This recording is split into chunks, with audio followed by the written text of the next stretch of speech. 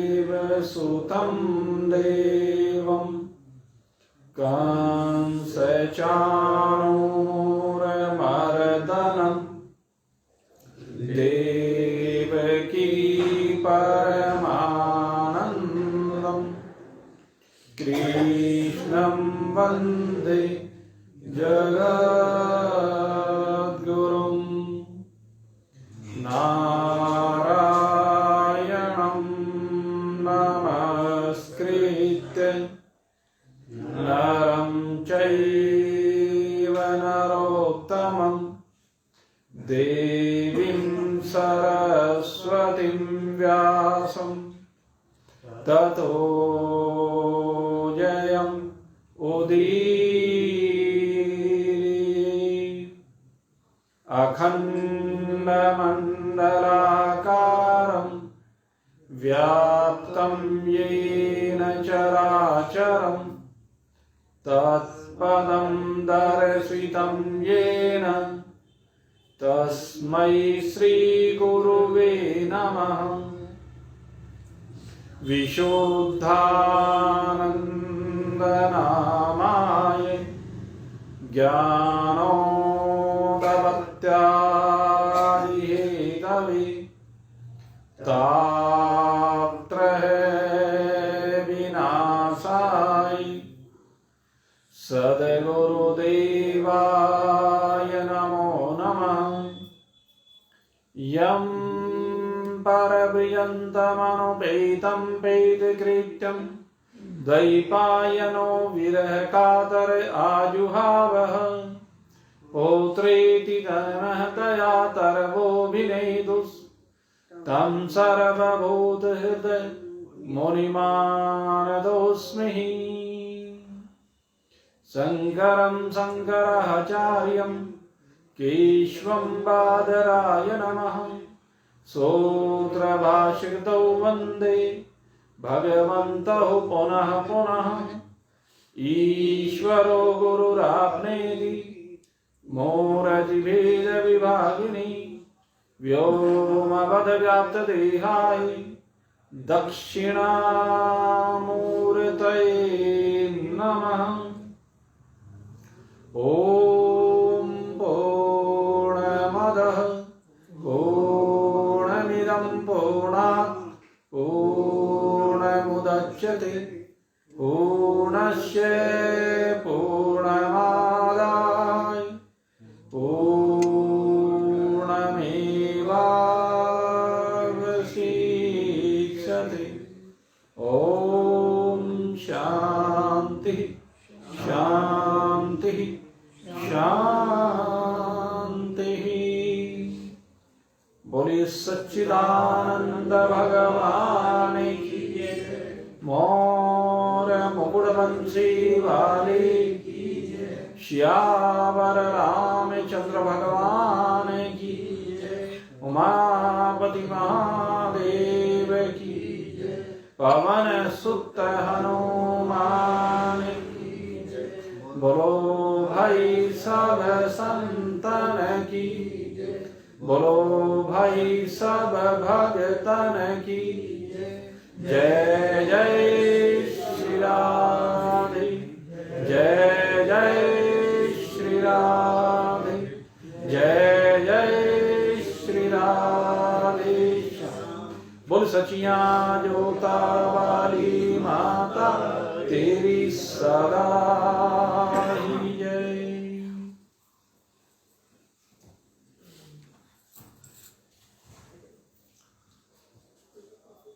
नित्य निरंतर शुभ भावों से संयुक्त होकर परमात्म प्रेम में निमग्न होकर निज स्वरूप बोध के पथ पर निरंतर अपने पग आगे बढ़ाते जिज्ञासु वृंद,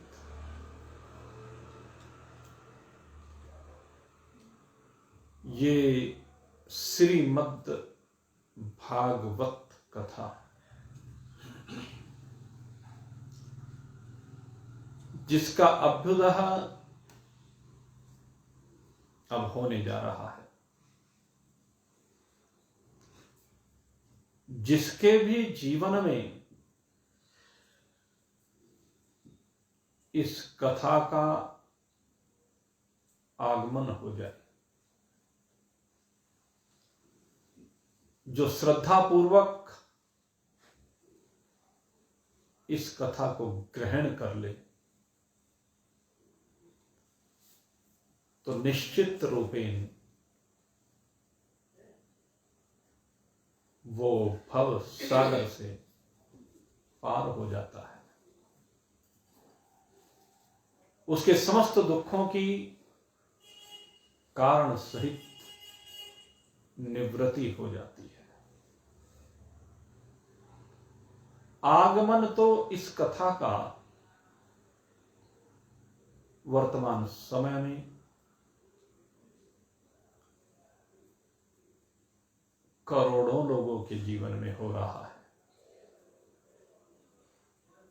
लेकिन ग्रहण उसमें से करने वाले कम ही हो पाते हैं।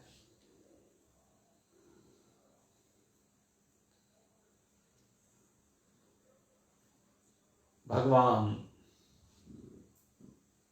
श्री कृष्ण ने स्वयं कहा, मनुष्यानां सहस्रेषु कश्चित् यतते सिद्धये यततां सिद्धानामपि कश्चित् वेत्ति ही तत्त्वतः। कहते हैं प्रयास तो बहुतों के द्वारा किया जाता है, लेकिन आलस्य कहिए, प्रमाद कहिए, स्वार्थ कहिए, इनके कारण से ग्रहण नहीं हो पाता। इनके कारण से उस अवस्था को ये जीव प्राप्त नहीं कर पाता जिसके लिए परमात्मा ने ये जीवन दिया है।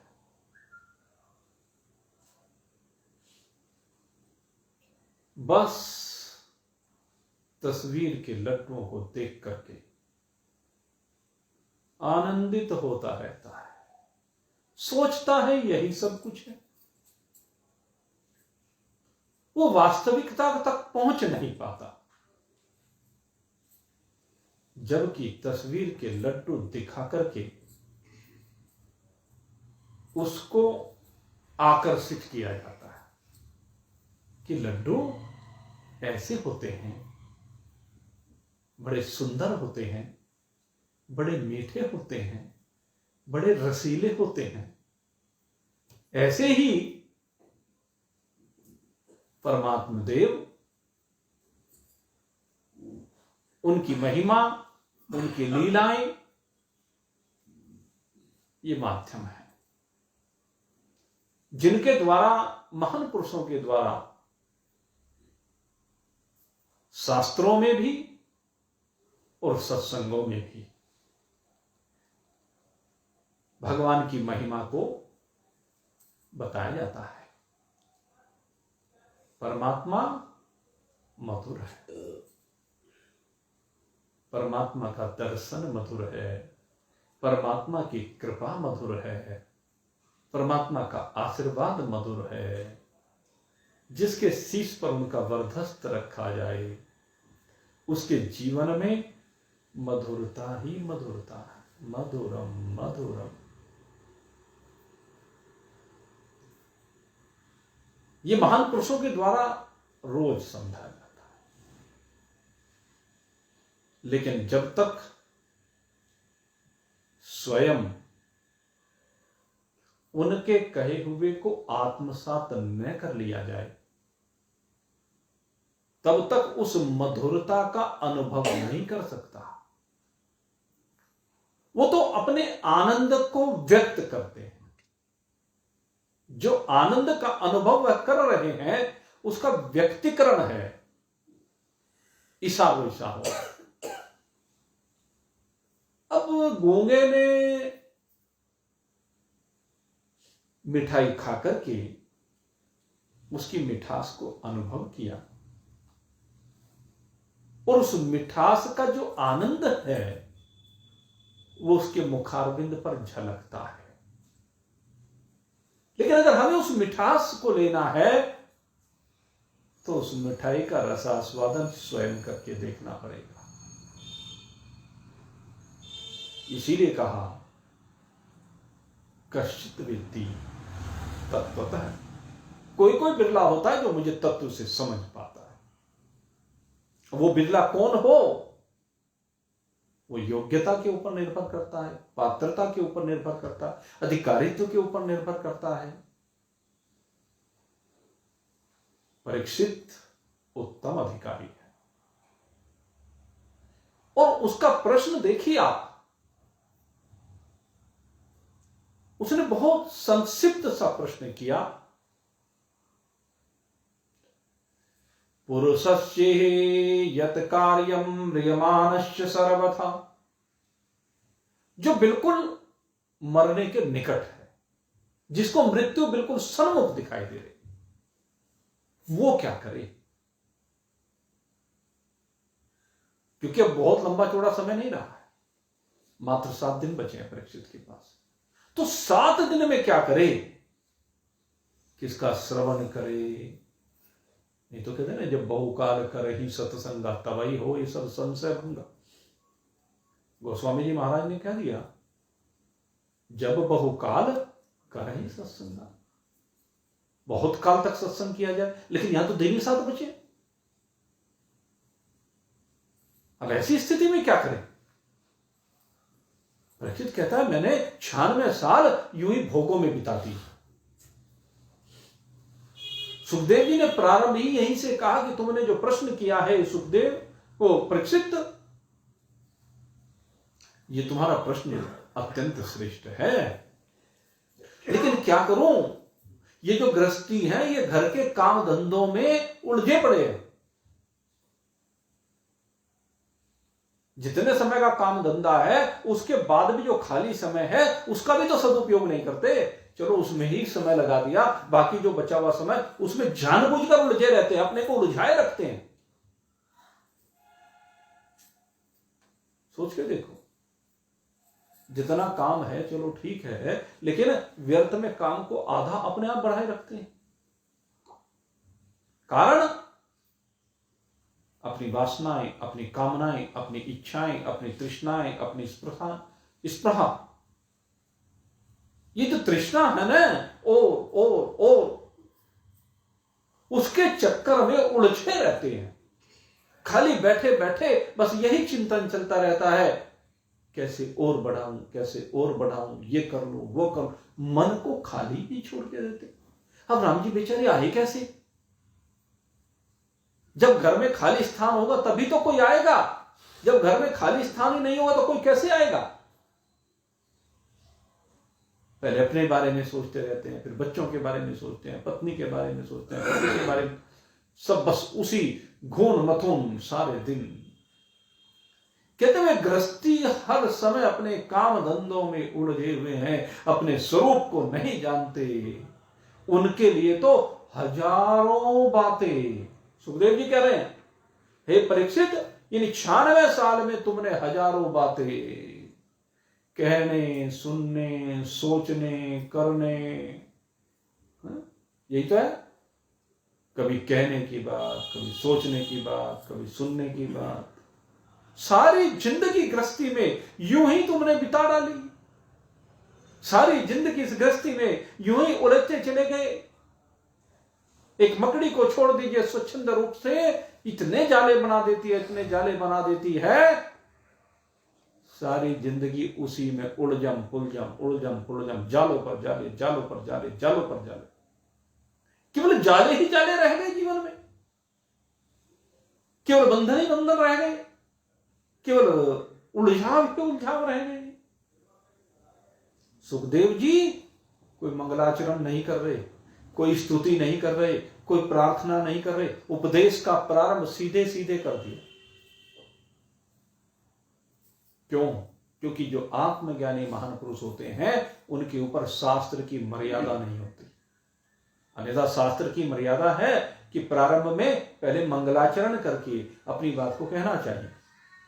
लेकिन सुखदेव जी ने परीक्षित की स्थिति को देखा और कहने लगा, हटाओ मंगलाचरण को भी। काहे का मंगलाचरण? सीधी सीधी बात करता हूं इससे, जिससे इसका कष्ट साथ साथ निपटे। ऐसी मामूली है सुखदेव जी। कहने लगे, भाई 96 साल तू इसी में उलझा रहा, अब 7 दिन बचे, अब तू मेरे पास आया है, सारी उम्र यूं ही बिता दी, सारी उम्र भोगों में बिता डाली, दिन धन की हाय हाय में, रात काम वासना में और सोने में, बस इसी में लगा रहता है, इसीलिए आया है। तूने यही तो किया अपने कुटुंबियों के भरण पोषण में, उनके पालन पोषण में, क्या अलग कर दिया तूने? और तुझे तब भी सुध नहीं आती जब तेरे संबंधी, जिनके लिए तू रोज कोल्हू के बैल की तरह से पिल रहा है, जिनके लिए तूने सारा जीवन अपना अर्पण कर दिया है, वे तेरे सामने तुझे छोड़ छोड़ के जा रहे हैं। तुझे अपने रास्ते पर छोड़ करके वे अपने रास्ते अलग करके चले जाते हैं। सब देख लो, कितने तुम्हारे प्यारे, कितने मिलने वाले, कितने परिवार वाले, कितने जल्दी जल्दी छोड़ छोड़ करके जा रहे हैं। रोज देखो तो सही, अपने जीवन के 1 वर्ष का विश्लेषण करके देखो, इस 1 वर्ष में कितने नए मिले हैं और कितने पुराने छोड़ के चले गए हैं। हमारे देखते देखते हमारे सत्संगी ही न जाने कितने अपनी जीवन यात्रा को परिपूर्ण करके चले गए। बहुत सत्संगियों को यहीं बैठे बैठे हमने देखा, आप सबने देखा, छोड़ छोड़ के चले गए और जा रहे हैं। जातों को देखने के बाद भी हमें सुध नहीं आती कि जो भीड़ में आज हम जिनको देख रहे हैं, कल ये आवश्यक नहीं कि इस भीड़ में जिसमें आज हम बैठे हुए कल हम रहें या ना रहें, ये जरूरी तो नहीं है। कल किसकी बारी आ जाए इस बात का किसी को पता नहीं है, और फिर भी नहीं चेत रहे हैं, फिर भी सुधि नहीं आ रही है। बार बार संसार को मृत्यु के मुख में जाते हुए देखकर भी ये प्राणी चेतता नहीं है। शमशान वैराग तो हो जाता है, लेकिन फिर जब लौट आवे घर में फिर पड़ जावे माया चक्कर में। आग जार वापिस घर आवे, जैसे ही आग देकर के घर में वापस आता है फिर पड़ जावे माया चक्कर में। तन को फिर घेरे अभिमनिया, सुनाया था ना आपको। इस तन को फिर से अभिमान आकर के घेर लेता है, फिर से मैं करने लगता है। अभी कुछ देर पहले तो कहा, अरे बस कुछ नहीं, एक परमात्मा ही सत्य है, बाकी सब मिथ्या है, राम नाम सत्य है, राम नाम सत्य है। और फिर आकर के फिर संसार में अभिमान को पाल लेता है, माया के अधीन होकर के फिर वही रह जाता है। परिवार सत्य है, धन सत्य है, बाल बच्चे सत्य हैं, ये सब कुछ सत्य दिखने लगता है, और जो वास्तव में सत्य है उसको फिर भूल जाता है। सुखदेव जी कहते हैं, इसलिए हे परीक्षित, तू अब चेत गया ना तो घबरा मत। अब तो चेत गया ना, कोई बात नहीं, अब तक नहीं चेता था, 96 साल तूने यूं ही भोगों में बिता दिए, कोई बात नहीं, जल्द माफ कर दिया। मिलेगा नहीं ऐसा सदगुरु मिलेगा कोई कि घबरा मत, अब 7 दिन तो है ना। जन्म जन्म मुनि जतन कराही, कलम फेर दी इसके ऊपर कलम फेर दी सुखदेव जी ने। जन्म जन्म मुनि जतन कराही, अंत राम कही आवत नाही। कहले जन्म जन्म यतन कराने के बाद भी राम जी मिलके नहीं देते। सुखदेव जी कलम फेर देते हैं, कहले तू जन्म जन्म की बात को छोड़ दे, 7 दिन है ना तेरे पास, तो घबरा क्यों रहा है? बहुत है 7 दिन, लेकिन ये 7 दिन जैसे मैं कहूं वैसे करना है। गुरु शिष्य को समझाता है कि जैसे मैं कहूं वैसे करना भी है। कहे हुए को तूने सुन तो लिया, लेकिन किया नहीं। तो भाई खाने के लड्डू नहीं मिले, तस्वीर के लड्डू मिल गए। उनसे भूख मिटने वाली, उनमें रस आने वाला, उनसे तो और इस प्रहा बनेगी, तृष्णा बनेगी, मिले मिले मिले। वो दूर भागते हैं, तुम उनके पीछे भागते हो, यही तो होगा। इसलिए हे परीक्षित घबरा मत। और तूने पूछा यश्रोतवमथ्यो जप्यम यत् कृतव्यम नभि प्रभो स्मृतम भजनीय मा ब्रूहि यद्वा विपर्यय। तो जो कहता है ना, किसका श्रवण करें, किसका मनन करें, किसका जप करें, किसका स्मरण करें, किसका भजन करें, तो तू जो है सीधी सी बात मैं तुझे बताना चाहता हूं। अगर यदि तू उस पद को प्राप्त करना चाहता है ना, अभय पद को, परमात्म पद को, जिस पद को प्राप्त करने के बाद मृत्यु नाम की कोई चिड़िया तुम्हारी जिंदगी में रहती नहीं है, फिर तुम अभय पद को प्राप्त हो जाते हो।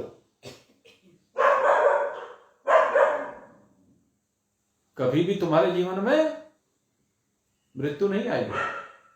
अगर उस अभय पद को प्राप्त करना चाहते हो तो सर्वात्मा, सर्वशक्तिमान, सर्वात्मा, सर्वात्मा माने सबकी आत्मा। अगर यदि एक इस शब्द को समझ लिया ना, सर्व आत्मा, कौन है सर्वात्मा? परमात्मा। परमात्मा ही तो सबकी आत्मा है। परमात्मा ही हम सबकी आत्मा है, बस यही ज्ञान है। अयम आत्मा ब्रह्म। जितने भी शास्त्र हैं वो इसी बात को सिद्ध करने के लिए हैं। सर्वात्मा कि परमात्मा क्या है? सबका आत्मा है। तो जो ये आत्मा है यही परमात्मा तो है।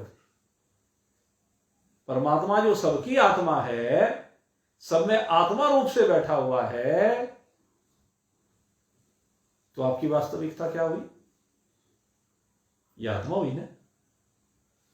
आत्मा यानी परमात्मा, यही हम सबकी वास्तविकता है। बस इसी को समझना है। और कौन है?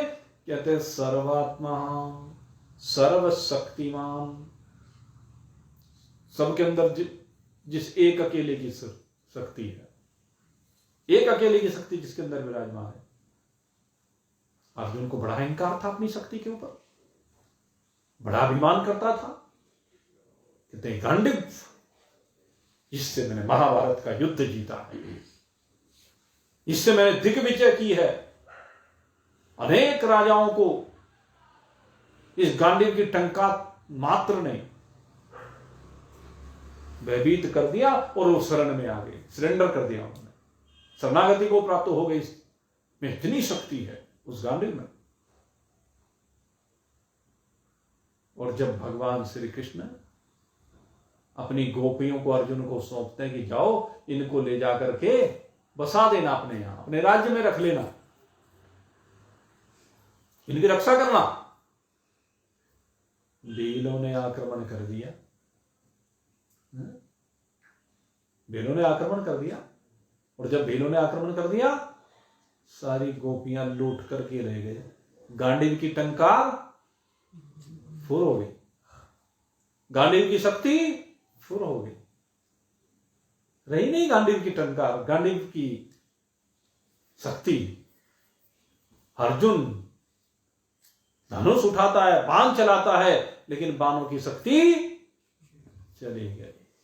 कहां चली गई? कहने लगे उस शक्तिमान में चली गई, जो सर्वशक्तिमान है उसमें चली गई।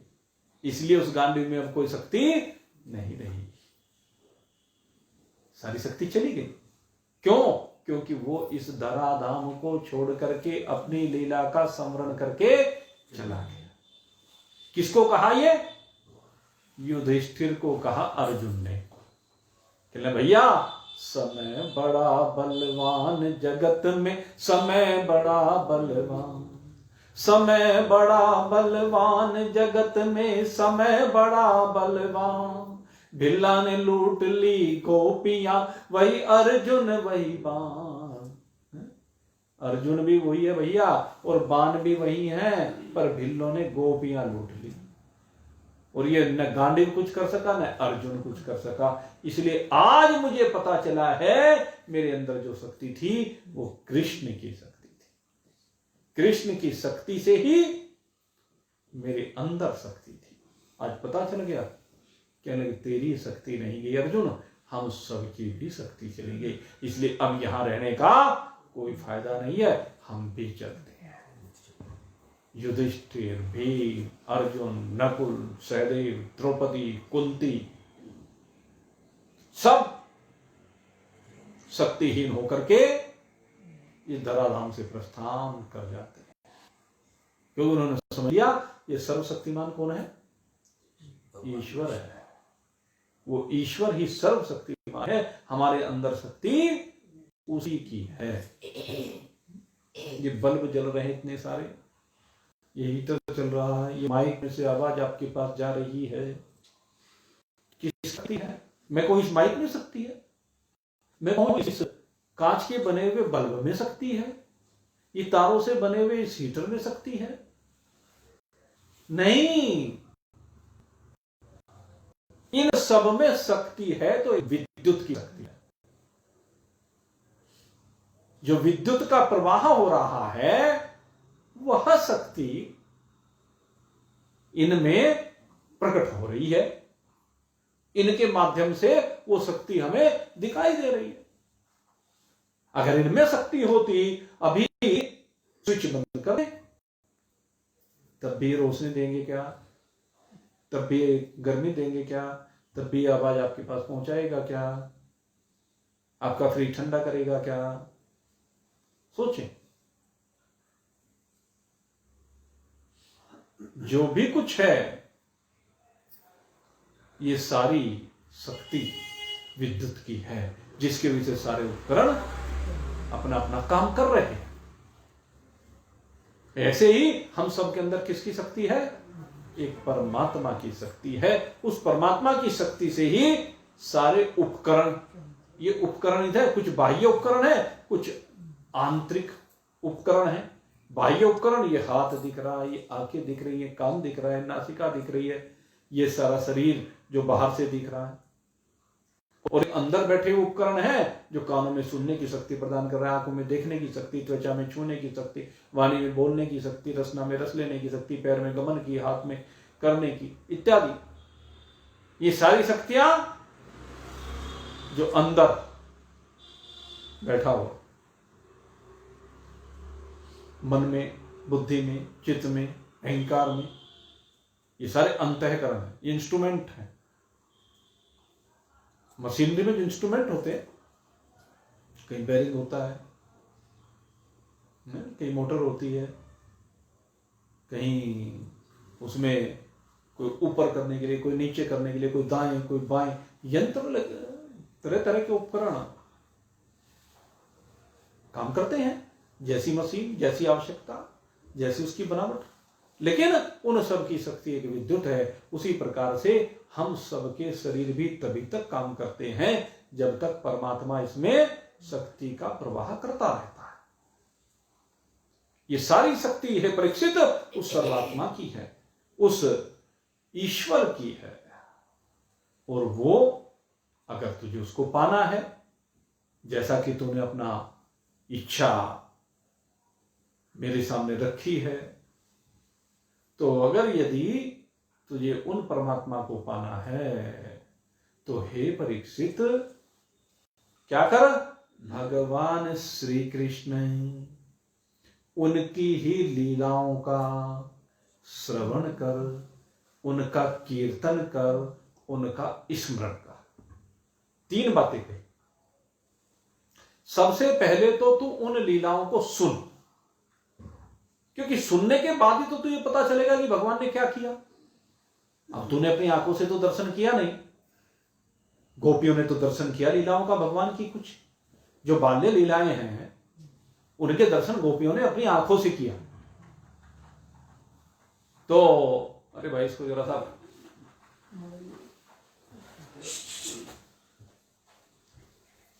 गोपियों ने दर्शन किया और दर्शन करके उन लीलाओं में उस रस को लिया। लिया कि नहीं लिया? लिया ना उन लीलाओं में रस, गोपियों ने लिया। महाभारत के युद्ध में जो लीलाएं थी उनका रस लेने वाले वहां कुछ थे। पांडव थे, भीष्म पितामह थे, आचार्य द्रोण थे, कृपाचार्य थे। उन लोगों ने महाभारत में भी भगवान की लीलाओं का दर्शन किया। सुदामा ने लीला का दर्शन किया संदीपन मुनि के आश्रम में। सुदामा थोड़े ना भगवान को जानता था। 64 दिन की मित्रता थी। 64 दिन भगवान रहे संदीपन मुनि के आश्रम में उज्जैनी में, तो 64 दिन की मित्रता थी।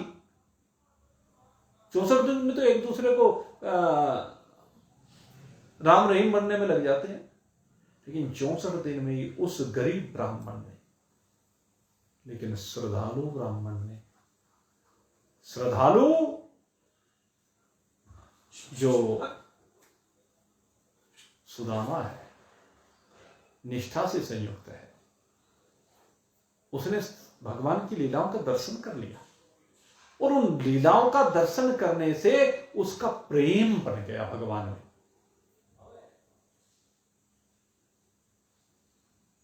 उसने दर्शन किए। अब परीक्षित को कह रहे तूने लीलाओं का दर्शन तो नहीं किया, लेकिन श्रवण कर ले। श्रवण करने से अगर तेरी निष्ठा होगी, तेरी श्रद्धा होगी, तेरा विश्वास होगा, तो तू खुद ही गाने लगेगा। क्योंकि श्रवण के बाद कीर्तन।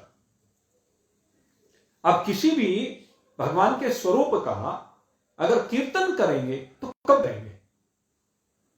जब आपकी निष्ठा बन जाएगी, श्रद्धा बन जाएगी। अगर आपका उनके प्रति प्रेम नहीं होगा तो आपसे कीर्तन नहीं हो सकता। सतत कीर्तन नहीं हो सकता, सतत निरंतर।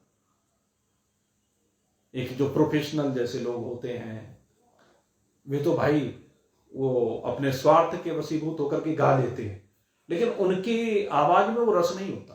आपको बता दें, उनका जो प्रोफेशनल सिस्टम है वो अलग ही दिखाई देता है, उनकी बनावट अलग ही दिखाई देती है। लेकिन वही कीर्तन जब मीरा के श्री मुख से प्रवाहित होता है तो अमृत गंगा बन जाता है। एक शास्त्रज्ञ ने मीराबाई को देखा गाते हुए मंदिर में, भीड़ लगी हुई थी, लेकिन उसने देखा ये गा तो रही है बड़े भाव के साथ, काश इसमें संगीत के 7 सुर भी मिल जाए।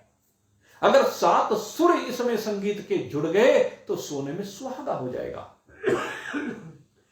लेकिन इसके अंदर से निकल कर गया। इसलिए सामने जहां मीरा गा रही थी उसके सामने एक दीवार पर उसने वहां से कुछ चाक वगैरह, कोयला वगैरह उठाया और लिख दिया कि राग से गाओ। लीला में बाधा तो उत्पन्न नहीं की, लिख दिया कि राग से गाओ। कुछ समय के बाद जब वो बाहर आई अपनी उस तन्मयता से, उसने देखा कि शास्त्रज्ञ ने लिख दिया कि राग से गाओ। वो आगे बढ़ी और राग से पहले अनु लिख दिया। अनु माने सूक्ष्म। मीरा का कहने का भाव क्या है कि अंदर सूक्ष्मता में प्रवेश करो, और सूक्ष्मता में प्रवेश करने पर जब तुम हृदय में जाकर के विराजमान होगे, हृदय में जाने पर तुम्हारा परमात्मा के प्रति राग नहीं अनुराग हो जाएगा। इसलिए अनुराग से गाओ। राग कोई मायने नहीं रखता। जिस समय आपके हृदय से स्वरों का प्रवाह होगा तो तन्मयता बन जाएगी। आपके और परमात्मा के बीच की दूरियां निपट जाएंगी। इस हृदय के तार उस हृदय के साथ जुड़ जाएंगे, सर्वव्यापी परमात्मा। और वो हमारे से कहीं दूर नहीं बैठा हुआ है। एक बार उसकी खोज करते करते उसके निकट जाकर देखो तो सही। जाकर देखने पर क्या दिखाई देगा? इस दिल के तुम नजदीक जरा से आओ, इस दिल के तुम नजदीक जरा से आओ, है दिल ही में दिलदार, है दिल ही में दिलदार कि दर्शन पाओ, इस दिल के तुम नजदीक जरा से आओ, है दिल ही में दिलदार कि दर्शन पाओ, कि दर्शन पाओ। अरे दिल में ही वो दिलदार बैठा हुआ है। जरा से इस दिल के नजदीक आकर देखो तो सही, उससे तार जोड़कर देखो तो सही। कहीं भागा दौड़ी करने की आवश्यकता नहीं है। दिल ही में तुम्हारा दिलदार परमात्मा बैठा हुआ है। वह भूल गए हो, अज्ञानवश भूल गए हो। अज्ञान कहूं, प्रमाद कहूं, आलस्य कहूं, मोह कहूं, राग कहूं, जो भी कह लो, इनके कारण से हम भूल गए हैं और आंखों के आगे पर्दा पड़ता चला जाता है। जो आए ही इस काम के लिए हैं, जो लगे हुए इस काम में हैं, मेरे मित्रों, ये माया इतनी प्रबल है कि उनको भी लपेटे में ले लेती है। वो भी अपने काम को भूल करके पता नहीं कहां कहां के उल्टे सीधे धंधों में लग जाते हैं, फंस जाते हैं। हमारे गुरुदेव एक दृष्टांत दिया करते थे। एक बड़े अच्छे महान पुरुष थे। बड़ी श्रद्धा के साथ लोग उनके पास आते और वो उनको यथार्थ आत्म तत्व का उपदेश करते। बड़ी श्रद्धा थी लोगों में, लेकिन वहां साधन नहीं थे। अब आते गर्मी में, गर्मी से परेशान रहते श्रद्धालु, सर्दी से परेशान रहते। गर्मी में अजी गुरुजी यहां खुले में बैठे हैं, पेड़ की छाया में बैठे हुए हैं, गर्मी में तप जाते हैं, बरसात होती है आ नहीं पाते हैं, रास्ते ऐसे वैसे, सर्दी होती है कभी बंद जाती है, आया नहीं जाता आपके पास, इन्हें कुछ थोड़ा छावा कर लो, होल हाल बना लो, रहने के लिए 2-4 कमरे बना लो, आश्रम बना दो महाराज। कहने लगे भाई मैं इन चक्करों में नहीं पड़ता। कहने नहीं आपको क्या चक्कर में पड़ना, हम बनवा देंगे। कहने तुम्हें बनाना है, उनके चक्कर में बातों में आगे उनकी लच्छेदार बातें। गुरुजी को तो कोई दिक्कत थी नहीं, उन्हीं को दिक्कत हो रही थी, उन्हीं को रहने को चाहिए था। अब बनवा दिए उन्होंने, अब बन करके तैयार हो गए। अब जब तैयार हो गए तो गवर्नमेंट के नियम लागू होने लगे।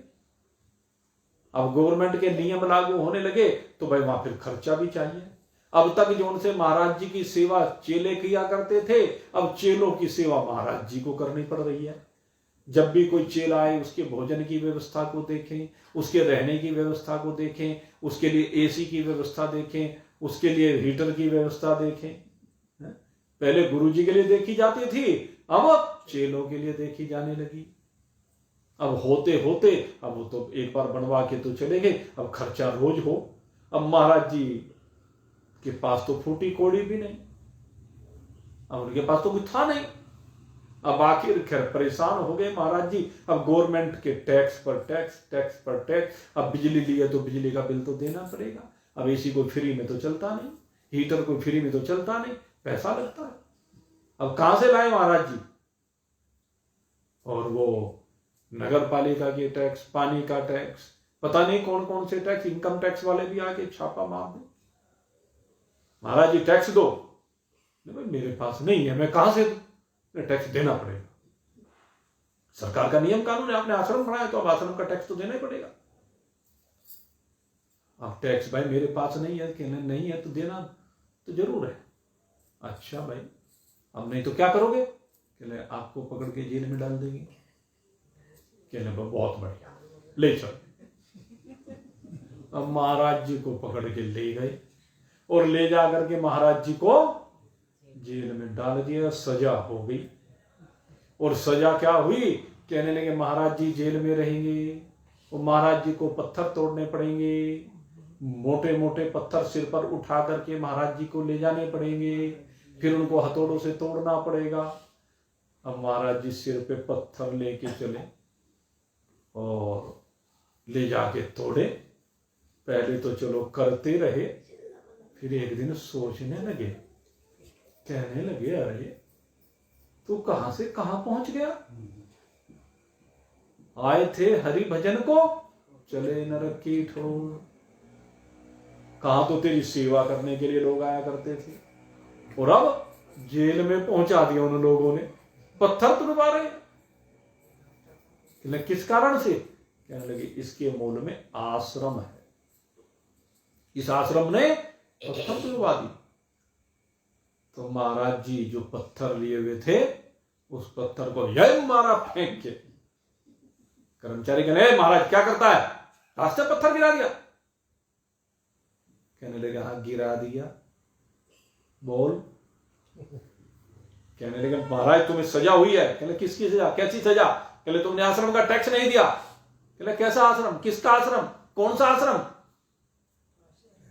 महाराज जी ने आश्रम का परित्याग कर दिया, आश्रम पर सरकार का कब्जा हो गया, और महाराज जी अपनी मस्ती में मस्त हो गए। तो कहां से कहां जाना पड़ गया? तो भाई महान पुरुष भी फंस जाते। बचता कौन है? जो गाता है मदमस्त होकर के निरीक्षण भाव से, जिसको कुछ लेना ना देना। क्या करना है? पहले भगवान की महिमा को, भगवान की लीला को सुना, और सुनने के बाद गाने लगा। और उसे इससे मतलब नहीं कौन सुन रहा है, कोई सुन रहा है तब ठीक है, नहीं सुन रहा है तब ठीक है, उसे कोई लेना देना नहीं है। उसे वो तो कब गाता है? जब भाव में डूब जाता है। क्यों गाता है? कहते अपने परमात्मा के साथ तार जोड़ने के लिए, आनंद लेने के लिए गाता। इसको कहते हैं कीर्तन। जब आप परमात्मा के साथ तार जोड़ के उसके प्रेम में डूब करके गाएं और गाते गाते मदमस्त हो जाएं, आपको फिर और कुछ दिखाई ही ना दे। इसका नाम कीर्तन है। तो कहा कि आप भगवान श्री कृष्ण का ही परीक्षित पहले श्रवण करो उनकी लीलाओं को, और श्रवण करने के बाद जब तुम्हारी श्रद्धा जागृत हो जाएगी फिर कीर्तन करो। लेकिन तुम्हारे पास अब समय नहीं है, अब इतना समय नहीं है कि पहले कितने दिन तक सुनो और फिर सुनने के बाद जब श्रद्धा बन जाए तब कीर्तन के लिए। नहीं, अभी मैं तुम्हारे प्रश्न का जवाब दे रहा हूं। जो मरणासन है उसको क्या करना चाहिए? कहते हैं बस इन 7 दिनों को केवल सुनने में, केवल कीर्तन करने में, और जो रात को समय बचे उसे स्मरण करने में व्यतीत करो। तस्मात् सर्वेषु कालेषु मामनु स्मरः मय्य अर्पित मनोर्बुद्धि मामे वैश्यस संशय। मय्य अर्पित मनोर्बुद्धि कहते हैं बस केवल एक परमात्मा में अपने मन को और अपनी बुद्धि को लगा दे। 24 घंटे बस यही काम है। कहने लगे मैं तुझे अब ये 7 दिन तो आमरण अनशन पर बैठा है ना, तो घबरा मत, मैं सुनाऊंगा। सुखदेव जी कहते हैं वो भगवान की लीलाएं मैं सुनाऊंगा। ये श्रीमद् भागवत कथा यही मेरे भगवान श्री कृष्ण की लीलाओं की कथा है। यद्यपि भगवान श्री कृष्ण सगुण रूप में है, और कहते हैं मेरी आस्था निर्गुण रूप में है। सुखदेव जी कहते हैं मेरी आस्था भी निर्गुण रूप में थी। कहले जो निर्गुण रूप में स्थित है वो तो विधि निषेध की मर्यादा को सबको लांघ गया है। उसके ऊपर संसार का कोई कानून लागू नहीं होता, उसके ऊपर शास्त्र का कोई नियम कानून लागू नहीं होता। लेकिन भले ही कानून लागू ना हो, लेकिन ये श्री कृष्ण ऐसे प्यारे हैं, श्री कृष्ण ऐसे रसीले हैं, वो केवल बस रस ही रस है उनके अंदर। ऐसा दिव्य अलौकिक रस उनमें है कि बस निर्गुण ब्रह्म में रहने वाला भी उनके रस में डूब करके उस निर्गुणता में भी, उस निरसता में भी रस उत्पन्न कर लेता है। ये भगवान श्री कृष्ण की महिमा ऐसी है कि निर्गुण निरस में भी रस पैदा कर। कहते हैं जो भगवान की लीलाओं में डूब करके फिर निर्गुण में रमता है उसका जीवन सरस हो जाता है। और फिर देख भाई परीक्षित, सीधी सी बात है, क्योंकि इतना सा समय बचा है और इतने से समय में कहने लगे जैसे भी लाभ मिल जाए, सीधा कह दिया जैसे भी लाभ मिल जाए। ईतवान सांख्य योगाभ्यम सर्वधर्म परिनिष्ठया जन्म लाभा परः पुंसामन्ते नारायण स्मृति। कहने चाहिए जैसे भी हो बस उस परमात्मा की स्मृति बन जाए। सीधी डेढ़ अरबी बात क्या है? कहने जैसे भी परमात्मा मिल जाए, चाहे ज्ञान से मिलो, चाहे भक्ति से मिलो, चाहे अपने धर्म में निष्ठा करने से मिलो, जैसे भी मिलो। और अब देख सुन भाई तू, सीधी सी बात, 7 दिन का तेरे पास समय है। ये 7 दिन के समय में मैं तुझे ये सारी चीज दे दूंगा। तुझे ज्ञान भी दे दूंगा, तुझे भक्ति भी दे दूंगा, और अब जहां तक बात है तुझे क्षत्रिय धर्म की निष्ठा, उसकी तुझे जरूरत नहीं रही है ना बात। क्योंकि अब तो वो वैराग से संयुक्त होकर के राजपद का त्याग करके, सब कुछ का त्याग करके, आभूषणों का, वस्त्रों का सब त्याग करा है, एक श्वेत वस्त्र पहन के आकर के बैठ गया, आमरण अनशन पर बैठा। अब उसको जरूरत ही नहीं। जिसे 7 दिन बाद जाना है उसे क्या चीज की जरूरत रहेगी? अब उसको क्या जरूरत है? बस इसलिए आके बैठ गया। कहने लगे इसलिए तू जो है बस अब मेरे द्वारा तुम जो है भगवान की लीलाओं का बलात् जबरन श्रवण करो, कीर्तन करो, स्मरण करो, जबरन करो, ना भी होता तो भी करना। हाँ, जैसे कई बार क्या होता है स्कूल में बच्चे को भाई याद कर, होता नहीं जी, पहले करना पड़ेगा, डंडा लेके बैठ गए, कर तो करना पड़ेगा ना। एक बार एक राजा, वो बेचारा जंगल में भटक गया। अब जंगल में भटक गया, अकेला रह गया, बाकी सब साथी इधर उधर हो गए। रास्ते में डाकू मिल गए। अब जब डाकू मिल गए तो क्या हुआ, वे भी भूखे प्यासे थे। वहां डाकुओं ने एक जगह पे भोजन रखा हुआ देख लिया। अब भोजन रखा हुआ देखा तो कहने लगे भाई ये भोजन यहां कहां से आ गया, कभी किसी ने जहर मिलाकर रख रखा हो, क्या करे। तो डाकुओं को राजा मिल गया, कहने मिल गया, हो गया काम। तो उस राजा को कहा कहना देखिए भोजन रखा, कहना हाँ रखा, कहना खा, कहना नहीं मुझे तो भूख नहीं है। कहना भूख हो या ना खाना पड़ेगा, कहना जबरदस्ती है, कहना जबरदस्ती है। राजा पे भी तो मंचा तान दिया, कहना खावे नहीं खाता तो क्या करेगा, सारा राजा बना दूर हो गया। अब राजा को जान के लाले पड़ रहे हैं, पिस्टल रख दी ना। तो राजा भी अब तो कहने अच्छा भाई मरता क्या ना करता। तो वही बात है, परीक्षित को कह दिया सुखदेव जी ने, अब मरता क्या ना करता, तेरे पास 7 दिन का समय तुझे करना पड़ेगा। ये मन नहीं करने देता किसी को। ये जो हमारा मन है ना, ये मन बड़ा दुरात्मा है, बड़ा पागल है ये मन। ये बार बार हमें पतन के गड्ढों में गिराता है, बार बार विषयों को दिखा करके उन विषयों की ओर लेकर जाता है। भगवान के भक्तों को जो भगवान की ओर अपने चित्त को रमा रहे हैं, भगवान की लीलाओं में अपने आप को डुबो रहे हैं, उन भगवान की ओर जाते हुए चित्त को भी ये मन जबरन विषयों की ओर ले जाना चाहता है। लेकिन धन्य है वही लोग जो परमात्मा को पाने के लिए पुरुषार्थ करते हैं, इन विषयों के बहकावे में नहीं आते, इन विषयों को विष के सदृश जान करके कि मार डालेंगे। विषयों का काम क्या है, मारना है, क्योंकि इनमें तो विष ही विष है। विषय माने विष, यह माने जो, विष माने जहर, जो जहर है, और जहर का काम मारने का है, मार डालेंगे भाई।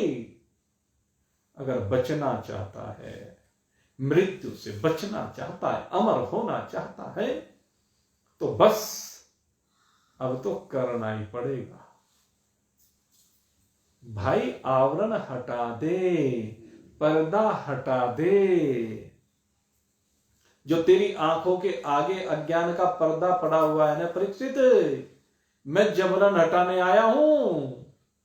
भगवान ने प्रेरणा दी है, इसलिए अब तुझे 7 दिन, वैसे तो तू राजपाट का त्याग करके आ गया, सब कुछ छोड़ के आ गया, लेकिन अगर किसी कारण से तेरा चित्त इधर उधर होना है तो थप्पड़ मारना अपने मुंह पर अपने आप ही।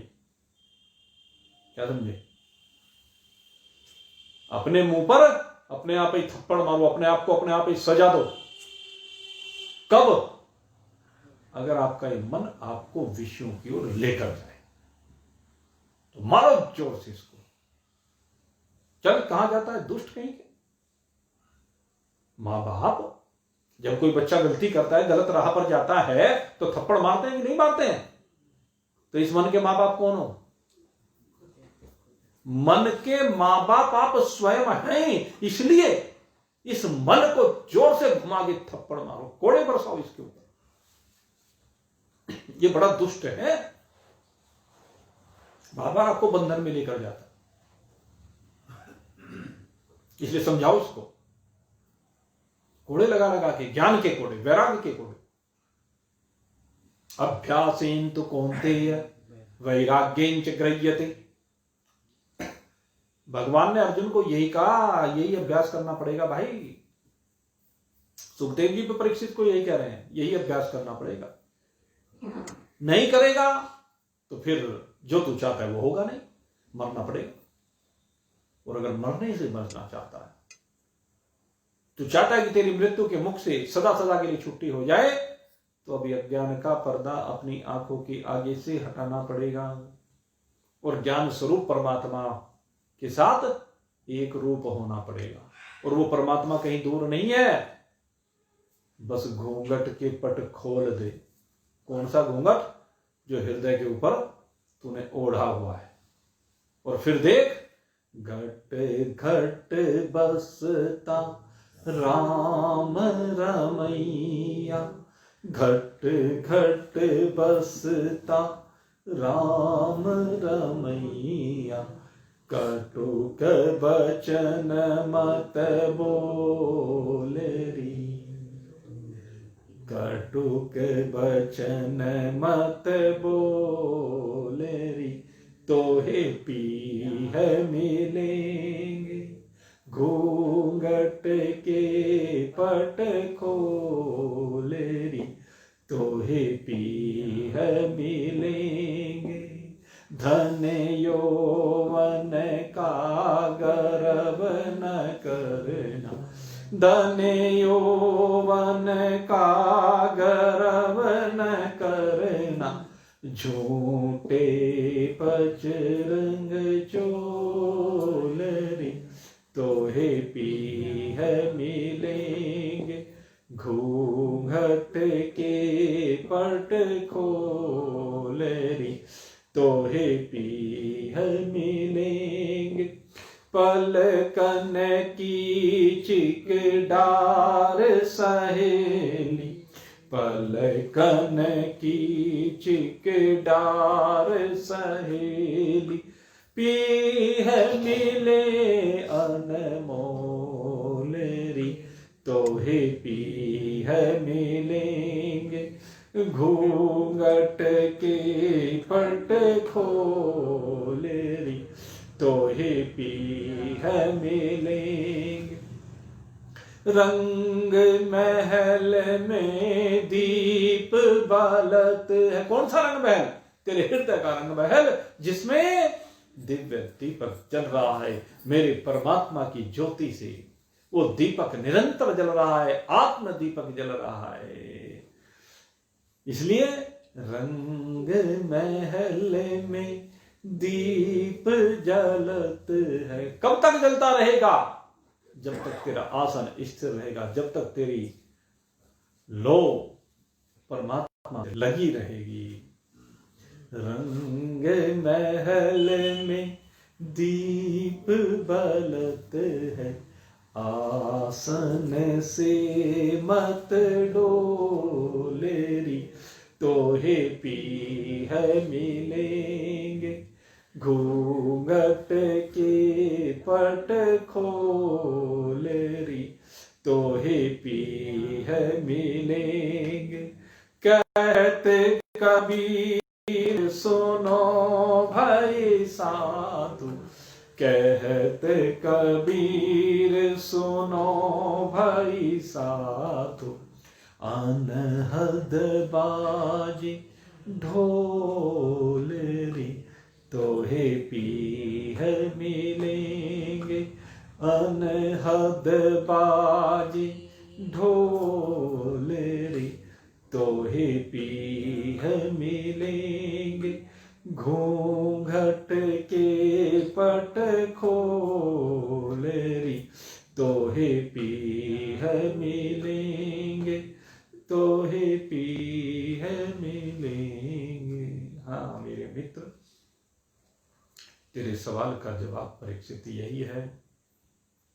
तू भगवान श्री कृष्ण का ही श्रवण कर, भगवान श्री कृष्ण का ही कीर्तन कर, भगवान श्री कृष्ण का ही स्मरण कर। और कैसे?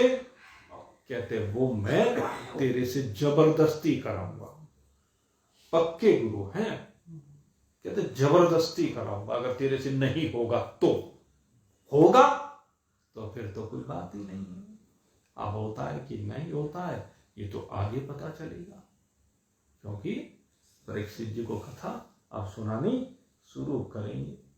और कल परीक्षित जी को धारणा किस प्रकार से की जाती है, ध्यान लगाने के लिए पहले धारणा, और ये धारणा क्या होती है आपने बहुत बात सुना होगा। धारणा का मतलब है परमात्मा के स्वरूप का निश्चय करना, पहले उसका स्वरूप कैसा है। तो कल परमात्मा के स्वरूप का बड़ा विशद वर्णन है, मैं प्रयास करूंगा आपके सामने उस स्वरूप को रखने का। और आगे भाई भगवत इच्छा है, मैं तो चाहता हूं उस स्वरूप को जब आपके सम्मुख रखा जाए तो बस ऐसी तन्मयता हो कि वो साक्षात हो जाए। आनंद तो तब है ना जब हम परमात्मा के स्वरूप में धारणा स्थिर करें, तो वो परमात्मा साथ हो जाना चाहिए। परीक्षित को तो हो गया भाई, बता दूं आपको, परीक्षित को हो गया। अब हम लोग लगे हुए हैं, कोशिश कर रहे हैं, तो कोशिश करो भाई, डंडे उठाकर, कोड़े उठाकर इस भागते हुए मन को पहरेदारी करनी पड़ेगी इसकी, जब ही बात बने। नहीं तो मानता नहीं है, मन है कि मानता है, मनाओ, नहीं मानता तो जबरदस्ती मनाओ। देखिए अब कौन कौन मना पाता है ये तो समय बताएगा। आप सबके लिए बहुत बहुत शुभकामना करता हूं कि ये दिव्य ज्ञान आपके घट में उतर जाए, और घट में उतर करके ये घट में बैठे हुए राम जी के साथ आपको एक रूप कर दे, आपका और परमात्मा का तादात्म्य संबंध बन जाए, एक रूपता का संबंध हो। इन्हीं शुभ भावों के साथ आज के सत्संग को अब यहीं पर विश्राम देते हैं। बोली सच्चिदानंद भगवान की जय। मोर मुकुटबंसी वाले की जय। श्यामर रामचंद्र भगवान की जय। उमापति महादेव की जय। पवन सुत हनुमान की जय। बोलो भाई सब संतन की जय। बोलो भाई सब भगतन की जय। जय श्री राम, जय जय श्री राम, जय जय श्री राम। बोल सचिया जोता वाली माता तेरी सदा